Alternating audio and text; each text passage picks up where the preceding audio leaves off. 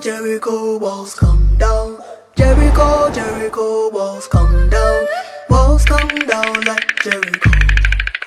Değerli çiftçi dostlarımız, 1984 yılında ticari faaliyetlerimize başlayıp 3 kuşaktan beridir sizlere hizmet veren 10 binlerce çiftçi kardeşimizi traktör sahibi yapan Anadolu bölgesinin en büyük sıfır ve ikinci el satış noktası Erol Çalışkan Otomotiv'den selam ve saygılarımızla.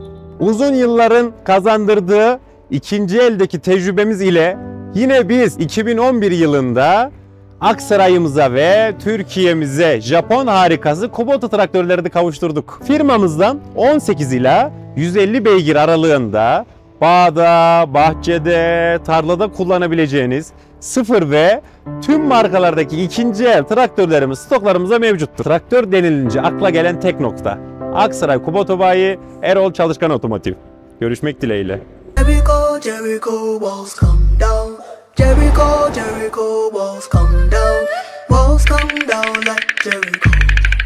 Walls come down like Jericho.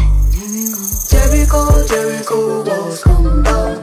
Jericho, Jericho, walls come down.